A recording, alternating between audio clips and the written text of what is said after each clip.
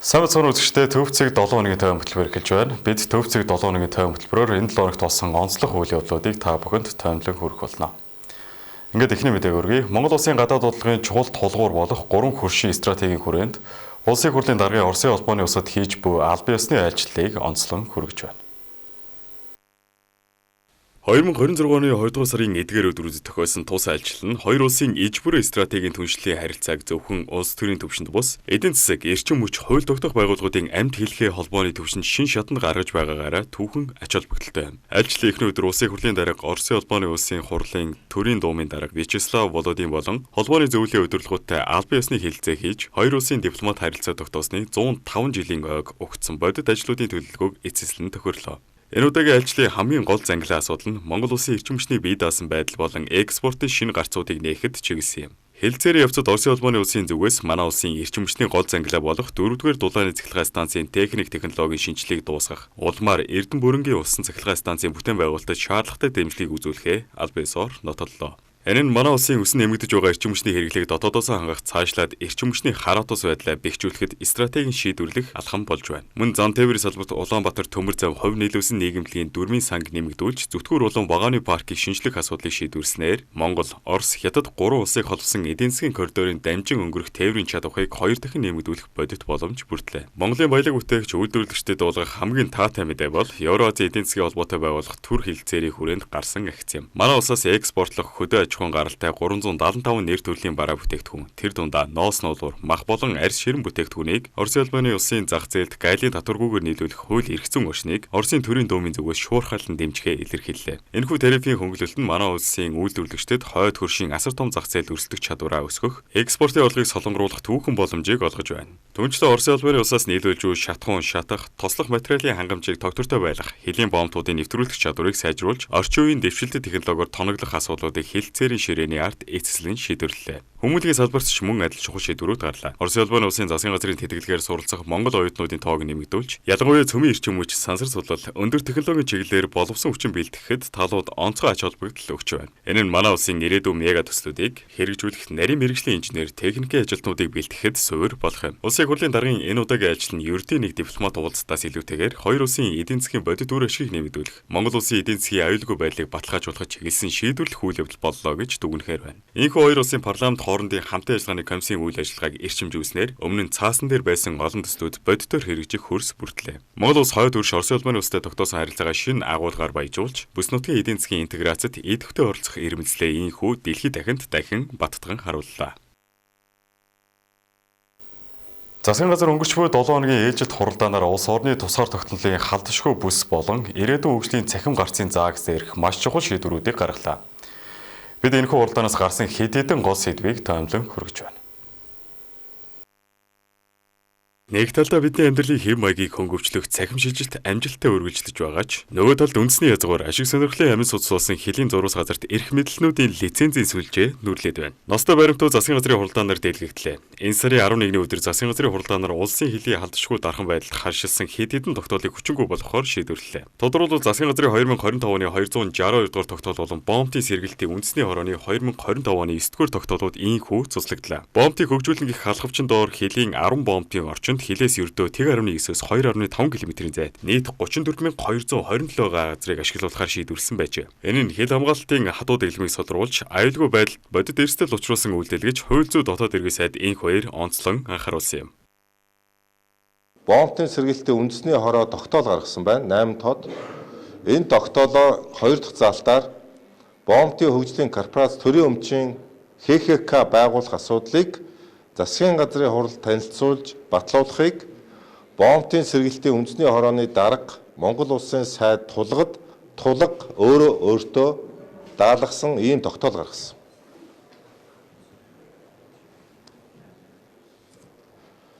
За бомбын сэргэлтийн үндэсний хорооны дараагийн тогтоол нь 9 доо тогтоол гаргасан. Энэ тогтоол дээр саяны миний нэр дурдсан газруудыг олох асуудал дээр газрын хэмжээ солилцоог наривчлан тогтоож засгийн газрын хуралдаанаар хэлэлцүүлэхийг тулга сайдтай мөн өөртөө даалгасан. Тогтоол гаргасан. За 2025 оны 2 сарын 5-ны өдөр сая нэр дурддагдж байгаа тулга сайдын бомбын үндэсний хорооны тэр тогтоол дурддагдж байгаа бомбын сэргийлтийн үндэсний корпорац гэдэг компаниг байгуулсан. Компани байгуулсан. За улмаар 2025 оны 5 сарын 28-ны өдөр буюу оюун эрдэнэ засгийн газрын хамгийн сүүлийн хуралдаанаараа огторхоос 4 хоногийн өмнө саяны бомбын хөгжлийн корпорац гэдэг компани нэрээр Монгол улсын хилийн бүсэд 10 байршилд 34 мянган га газрын ашиглуулах ийм зөвшөөрөл гаргасан. Баримт зөвхөл өнөөдрийн байдлаар хилийн зурагтай бүхэлдээ болон хэсэгчлэн давхацсан ашигт малбарын 54 тусгай зөвшөөрөл байгаа бөгөөд үүний 16 нь хайгуулын 38 нь ашиглалтын лиценз байна. Хамгийн ностой нэгдүгээр лицензийн 20 нь Монгол улсын хилийн тухай хуулийн шинжилсэн найруулга хүчин төгөлдөр болж хилийн зураст үйл ажиллагаа явуулахыг хатуу хязгаарснаас хойш олгогдсон байгаа төрийн албан тушаалтнуудын авилга үндэслэлгүй хөрөнгөжилт ямар төвшөнд хүрснийг гэрчилж байна. Тийм ч учраас ерөнхийдөө зондогч төр хилийн зураст олгогдсон бүх зөвшөөрлийг нэг бүрчлэн шалгаж хилээ газраа цэгслэх үүргийг өгөөд байна. Энэ бол зөвхөн лиценз цуцлах асуудал биш. Монгол улсын тусгаар тогтнолын баталгаа болох хилийн багнаас хэдхэн 100 метрийн зайд эзэн суух гэсэн бүлэглэлүүдийг ашиг сонирхлыг таслан зогсож буй хэрэг юм. Гэвч төрийн энэ мэд сүүдэртэй талуудыг засах хүнээс хамааралтай шийдвэр гаргалтыг үгүйх хамгийн том зэвсэг нь дижитал шилжилт байх ёстойг засгийн газар энэ өдрийн хуралдаанаар баталлаа. 2026 он бол төрийн үйлчлэгээний 90% хувийг бүрэн цахимжуулах амбицтай жил гэдгийг цахим хөгжил, инновац, харилцаа холбооны сайд Бат Шугар тэмдэглэлээ. Батшуур сайдын мэдээлснээр өнөөдрийн байдлаар төрийн үйлчлэгээний 77% нь цахимжжээ. Үүний үр дүнд иргэд аж ахуй нэгжүүд 250 гаруй тэрбум төгрөгийн шууд бус зардлыг хэмнэсэн байна. Нэг иргэн төрийн үйлчлэгээ авахдаа дунджаар 2.5 цаг зарцуулдаг байсан бол одоо ердөө 5-аас 10 минут болж товчлогджээ. Мөн өчтөр буюу 12-ны өдөр Монгол Улсын ерөнхий сайд зондогчдор Rio Tinto Group-ийн Монгол дахь үйл ажиллагаа эрхэлсэн захирал Амар Жаргал, оюутлогоо компани гүйцэтгэх захирал Мөнх Сүх болон компани удирдлагуудыг хүлээн авч уулзлаа. Уулзалтын үеэр Rio Tinto зэсийн группийг гүйцэтгэх захирал KTJX-ний хариу захидлыг гардуулан өгч өнгөрсөн онд эхлүүлсэн хэлэлцээний явц цаашдын хамтын ажиллагааны талаар санал солилцлоо. Ерөнхийдөө зондогч нар үндсэн хуулийн суурь зарчмыг онцолж оюутлогоо төслийн нийт өгөөжийн дийлэнх хөв Монголын ард түмэнд ноогдох ёстойг дахин илэрхийллээ. Тэрбээр зээлийн хөв менежментийн зардлыг бууруулах асуудлаар бодит хэмжигдэхүйц үр дүн гаргах шаардлагатайг тутагдсан байна. Ойрын хугацааны асуудлуудыг шийдвэрлэх зээлийн хөв менежментийн төлбөр төслийн үр ашгийг нэмэгдүүлэх Монголын ард түмэнд дөрөвгөөжийн дийлэнх хэсэг нь оногдож байх. Хуулийн зарчинд дэвцүүлэн бодит шаардлагуудыг хэрэгжүүлэх. Бодиттой үр дүн гаргах шаардлагатай байна. Өмнө явж ирсэн найдал яриа хэлцээг сүнжруулах, хэлцээний агуулгыг бүдгэрүүлэх, удаашруулах байдлаар явуулахгүй гэдгийг айлал талдаа гадуур болгож бодит үр дүн гаргаж ажиллах шаардлагатай байна. Rio Tinto компани гүйцэтгэх захирал Саймон Трот өмнө нь илгээсэн захидалдаа төслийн урт хугацааны доктортой ажиллагааг хангахын тулд талуудын нэгдмэл ашиг сонирхолд тулгуурсан нээлттэй үр дүнтэй яриа хэлцээг хүргэжлүүлэх байр сууриа илэрхийлсэн. Харин KTJX-ийн ерөнхий сайдын захирамжаар байгуулагдсан ажлын эсгүүдийн хэлэлцээг дэмжиж Монгол улсад ноогдох өгөөжийг нэмэгдүүлэх чиглэлд тодорхой саналууд хүргүүлсэнийг дурдсан байна. Түүнчлэн төслийн ашиглалтын хугацаанд Монгол улсад үлдэх нийт өгөөж үндсэн хууль заасан 53%-аас доошгүй байх хэмжээнээс өндөр байхаар тооцоолж буйг онцолжээ. Оюутлогоо компани гүйцэтгэх захирал Мөнх Сүх засгийн газрын тавьсан асуудлуудтай зарчмын хувьд санал нэг байгаагаа илэрхийлж төрслийн үр өгөөжийг нэмэгдүүлэх чиглэлээр идэвхтэй хамтран ажиллаж байгаагаа мэдгдсэн байна. Зээлийн үүний хэлцээртэй холбоотойгоор бол бас тантай санал нийлж байна. Бид нар бол айл болохоор энэ асуудлыг бол одоо хурдан шийдэгдээсээ үсэж байна хэлцээрээсээ. Тэгэхээр хэлцээгийн ажил бол үргэлжилж байгаа. Тэгээд энэ бол бас хурдан түргэн бас шийддэг дөрөвтэй тийм алхам хийвэл бас зүгээр болов. За менежментийн гэрээ бас адилхан хэлцээр үргэлжлээ явж байгаа. Миний ойлгочоор хэлцээрийн багууд бол хэлцээр бол урагшилж байгаа өгч байгаа. Тэн дээр бас одоо оюутлогын менежментийн зүгээс ч гэсэн энэ асуудал маань менежментийн гэрээний асуудал илүү тодорхой болоосой гэсэн одоо хүсэл эрмэлзэл өндөр байдаг. Маш яралтай тодорхой хэмжээний үр дүнд хүргэсэн бол өндөр байгаа. Ингэснээр талууд стратеги ач холбогдол бүхий уг төслийн хүрээнд Монгол улсад ноогдох бодит нөгөөжийг нэмэгдүүлэх, санхүүгийн дарамтыг бууруулах, ил тод хэлцээг үргэлжлүүлэх чиглэлд байр суурь ойртуулж буйг их сурвалжууд мэдээллээ. Ерөнхийдөө зандагчдын гаргасан саналын дагуу хилцээг ирчимжүүлж асуудлуудыг үе шаттайгаар шийдвэрлэн энэ оны эхний агаст багтаан эцэслэн шийдвэрлэхээр талууд санал нэгдлээ. Засгийн газар энэ удаагийн хуралдаан хоёр өөр чиглэлийн том мессежийг зэрэг илгээлээ. Нэг талд улсын тусгаар тогтнол хэлийн алдашгүй дархан байдлыг зөрчсөн шийдлүүдийг цуцалж, лицензийн сүлжээг задлах улс төрийн зориг илэрлээ. Нөгөө талд нь төрийн үйлчлэгийг 90% дээж цахимжуулах зорилт дэвшүүлж, иргэдийн цаг зардлыг бодитоор хэмнэж буй дижитал шилжилтийн үр дүнг баталлаа. Эцэст нь хэлийн хамгаалж чадахгүй төр цахимаар ил тод байж чаддаггүй засаглал хоёр урт хугацаанд орших боломжгүй. Харин аюулгүй байдал, ил тод байдал, эдийн засгийн өгөөжийг нэг тэнхлэх зангидж чадвал энэ 7 хоногийн шийдвэрүүд бодит өөрчлөлтийн эхлэл болж чадна. Улсын хурлаас 2025 онд баталсан тогтоолын дагуу 5-7 бүлэг ордын ашиглагдаагүй бортойгийн эсхийн эдийн засгийн эргэлтэд оруулах ордын ашиглалтын урт хугацаанд үр ашигтай ил тод зохион байгуулах зорилгоор хөрөнгө оруулагчийг нээлттэй сонгон шалгаруулж шаардлага хангасан этгээдийг тодруулсны дараа уг асуудлыг улсын хурл танилцуулахаар боллоо.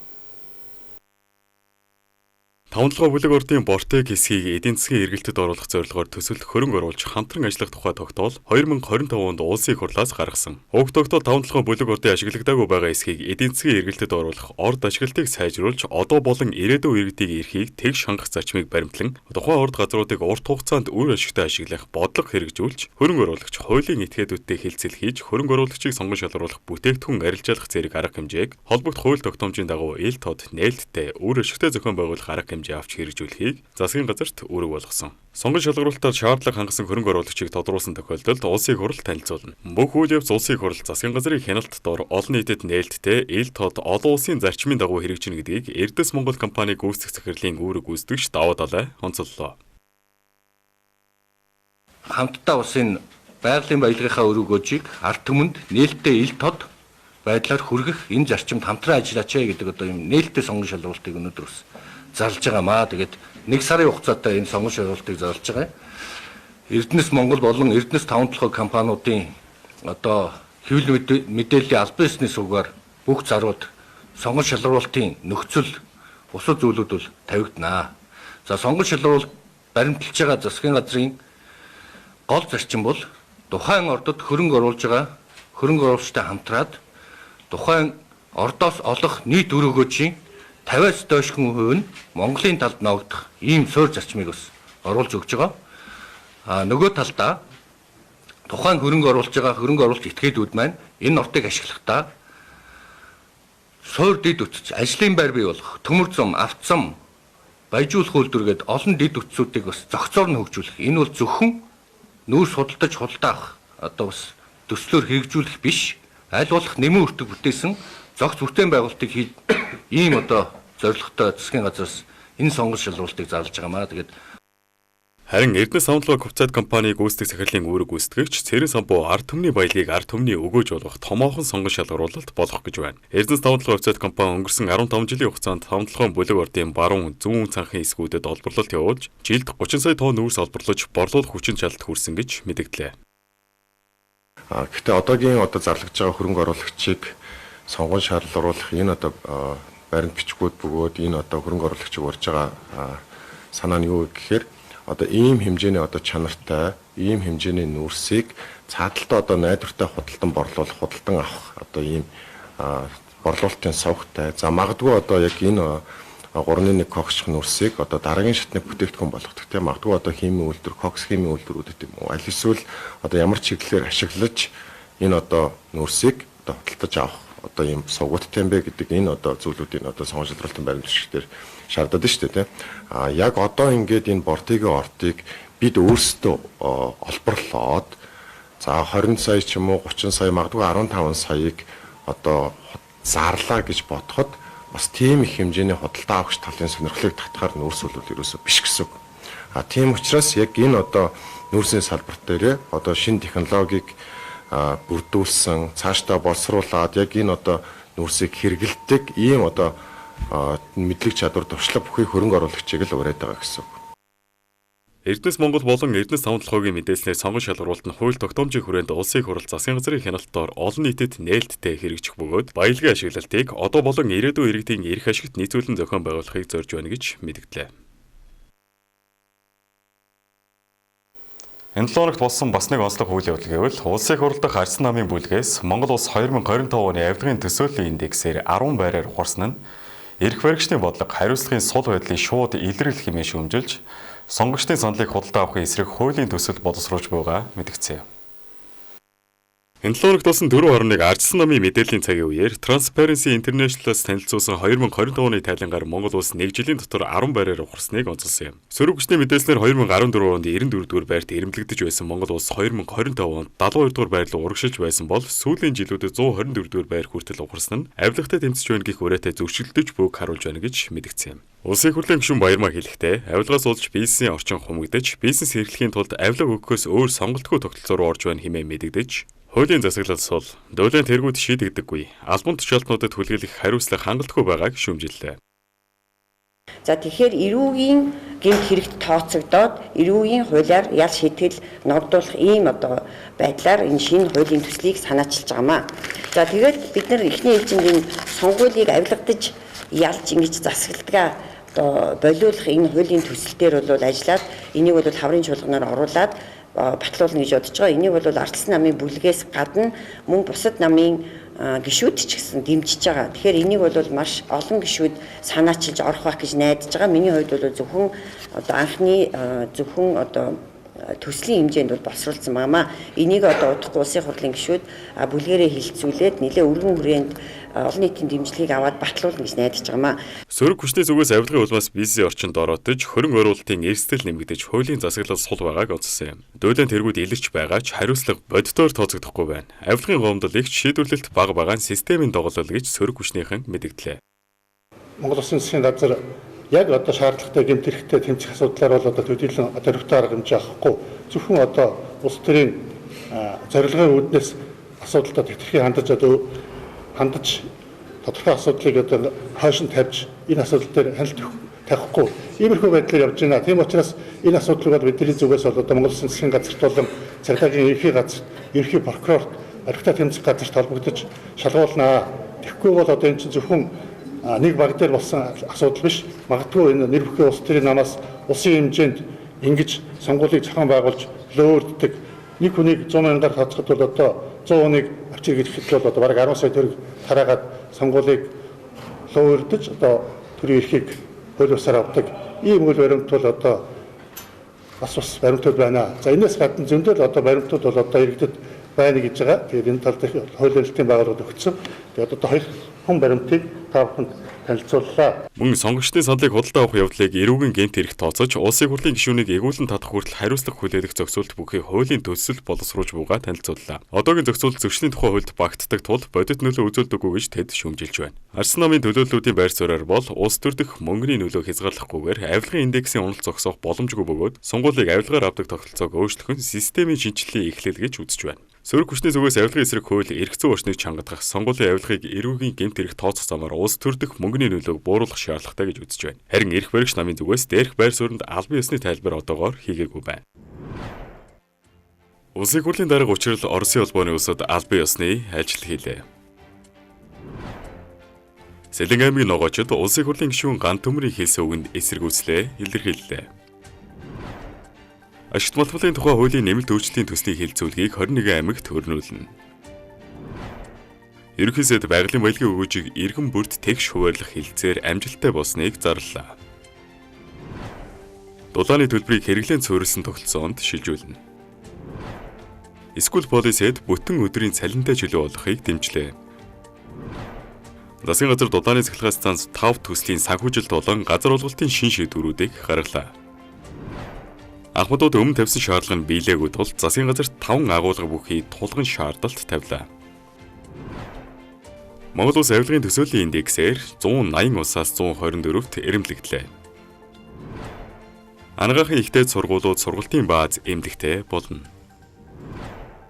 Галгааны улиралд хийн түвш хэрэгэлсэн айл өрхөд 900 мянган төгрөгийн татаас олгохоор болжээ. Улсын хурлын гишүүн Баярмаа санал худалдаа авахын эсрэг хуулийн төсөл санаачилж байгаагаа мэдээллээ. Монгол Хүчгийн нэгдсэн дүрмийг баталлаа. Нийслэлд 50,000 гаруй автомашиныг бүртгэлээс хасжээ. Та бүхэн төв цаг 7 хоногийн тойрон хөтөлбөрийг хүргэлээ. Анхаарлаа хандуулсанд баярлалаа. Баяр таа.